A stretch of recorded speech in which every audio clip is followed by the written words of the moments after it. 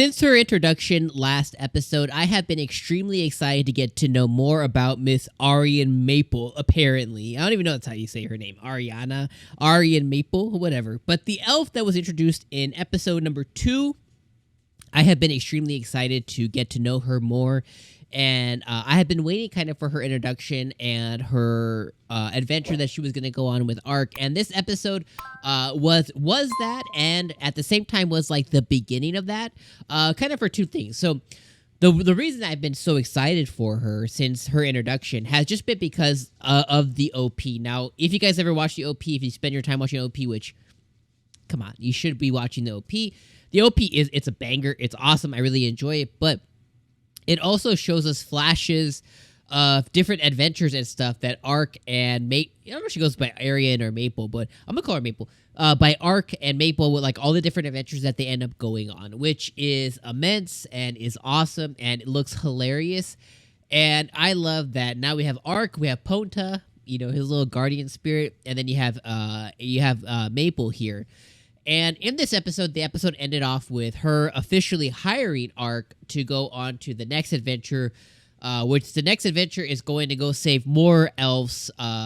Basically, like her mission, right, is to go obtain or reobtain all the elves that have been kind of sold into like slavery and stuff. And the next episode specifically, I think, what was it called?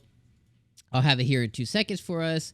Next episode is called Infiltrating the Slave Market in Search of the World's Evil. Wow, what a thing. But anyways, essentially, Arc is going to be infiltrating the slave market with Miss Maple, and that is going to be really exciting, and I am very happy for that. So now let's focus on this episode. So this episode essentially was Arc coming across and meeting Maple for the first time. Well, officially meeting her for the first time, but not the first time that he's seen her, as he had taken notice of her before when he was in town, and with her interdealings, I guess, because she was trying to gather information from certain information, I don't call it information gatherers, but information traders inside of the town, and they duped her. And essentially, he had just taken notice of her before.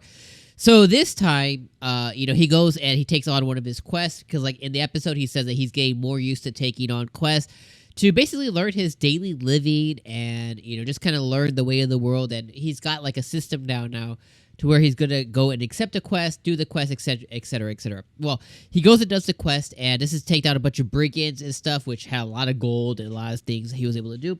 And he noticed that there were certain cages and stuff there with food, but nobody inside of the cages. Well, little did we know that I was assuming it was either people or animals, but we found out pretty quickly that it was people, and it ended up being elf people, and that these brigands were holding. So he obliterated them, and then he finally came across Maple as she tried to destroy him.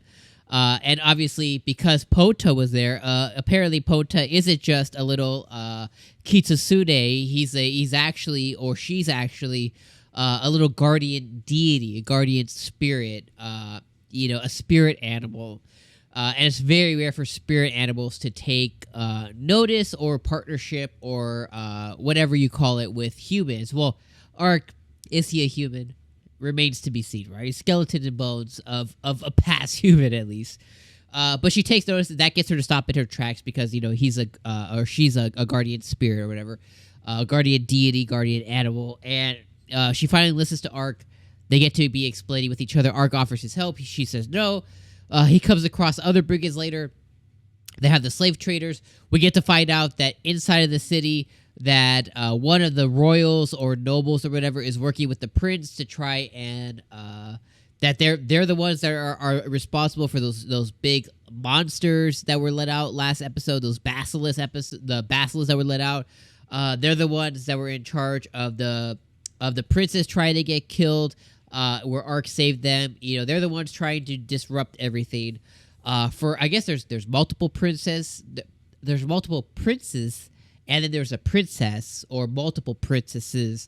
And apparently there's much like royalty does. There is intermingling, or there is disputes for territory. This royal has taken the side of one of the princes of the East. As the East is trying to take over the West kind of thing. And that's the reason for them releasing the basilisk, trying to kill the princess. And now his son was part of the slave trading stuff. And his son, well, I mean, he got just deleted by Arc. Is he alive still? I think so. But his son was there too. That all comes full circle now. And then obviously Maple at the end of it, you know, they save the elf kids. Cool, they send him back. Maple ends up hiring Arc. And now we're going to be transitioning the next episode. I'm absolutely loving Skeleton Knight. It's not only entertaining, it's fun to watch. It's funny because of the comedy. The things that it's going for, I think it nails them. Which, as if you guys are familiar with the channel, you guys know there's a lot of anime we talk about, and not all anime nail what they're going for. Half the time, they don't nail it at all. They completely drop the ball, or they're trying to go for a comedy effect and it doesn't hit. They're trying to go for Sakuga and it doesn't hit.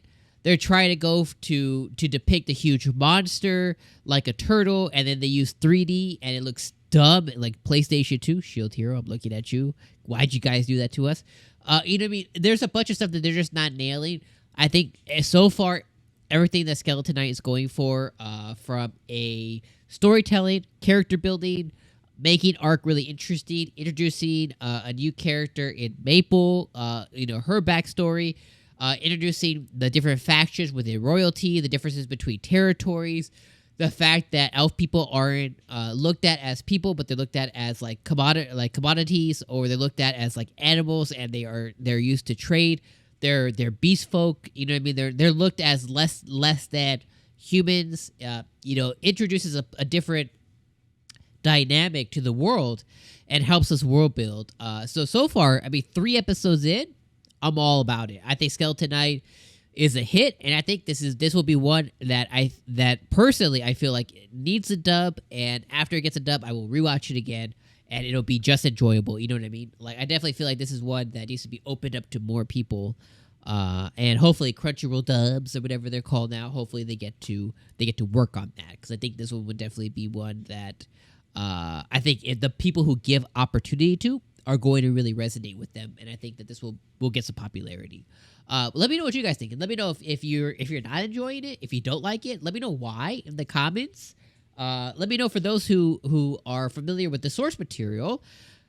From what I see in the comments, there's like 1 or 2 of you guys, maybe a little bit more. So if you guys are familiar with it, let me know if you guys are like love seeing what I love come to creation in animation form, or if you guys are like, you know, it's not what I was expecting, or I'm not liking it so far, or they're not sticking to the source material. Whatever it is, source material people, let me know what you guys think so far about this adaptation in the comments. I'm always interested to see your guys' take on the dynamics between, you know, how it was depicted in one form of media and how it's being depicted in anime form. I'm always very interested to see on what are your guys' thoughts. It's either you're all about it, or you don't like it, or something's wrong, or maybe you do. So let me know what you guys think. All right, I'm leaving you guys all those thoughts there. Thank you guys for joining me for another week of Skeleton Knight. Make sure you guys give me with that big old like. Tells YouTube we don't suck. Down in the comments. Let me know your thoughts. All right, that's it.